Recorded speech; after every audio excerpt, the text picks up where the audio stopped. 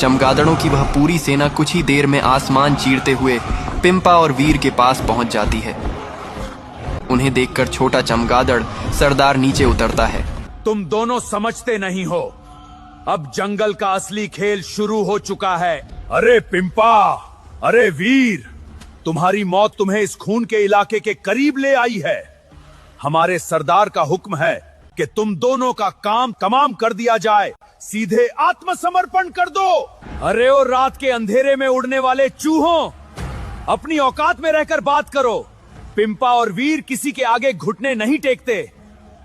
अगर मरने का इतना ही शौक है तो आगे बढ़ो। बस फिर क्या था, दोनों भाई इस गुस्ताखी पर गुस्से से लाल हो गए और पूरी सेना पर काल बनकर टूट पड़े। पिंपा और वीर बिजली की रफ्तार से चमगादड़ों को पकड़ पकड़कर जमीन पर पटकने लगे।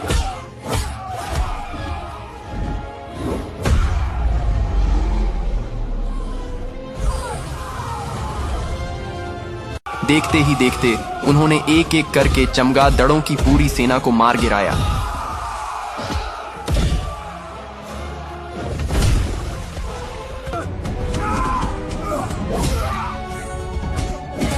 अंत में पिंपा ने उनमें से एक बचे हुए जख्मी सैनिक को उसकी गर्दन दबोच लिया।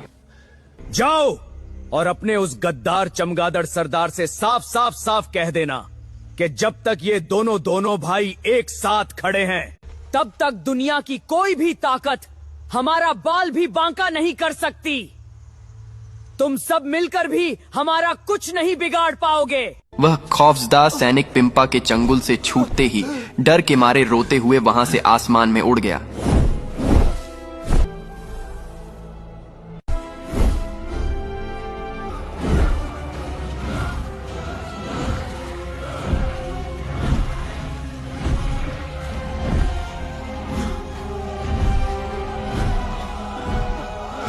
वह सीधा अपने इलाके में अपने मुख्य सरदार और एम सरदार के पास पहुंचा।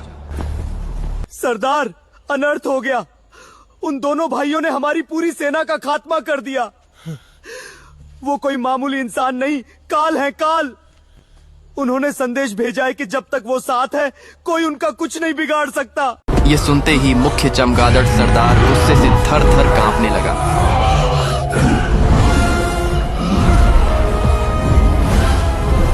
उन दो मामूली लड़कों की इतनी मजाल कि मेरी सेना को धूल चटा दें। अब मैं खुद मैदान में उतरूंगा और उनका ऐसा अंत करूंगा कि पूरा जंगल कांप उठेगा। हाँ चमगादड़ भाई, अब ढील देने का वक्त नहीं है।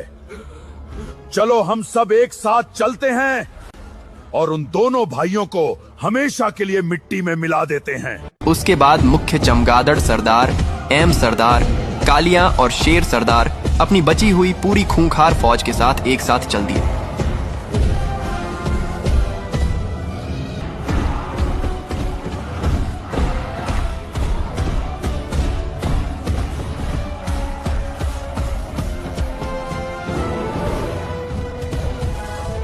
कुछ ही देर में काली घटा की तरह चमगादड़ों का भयंकर सैलाब दौड़ पड़ा।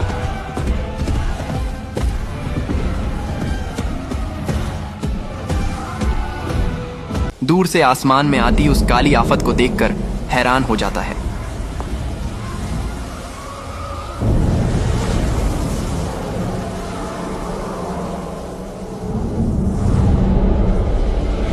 भैया देखो आसमान की तरफ।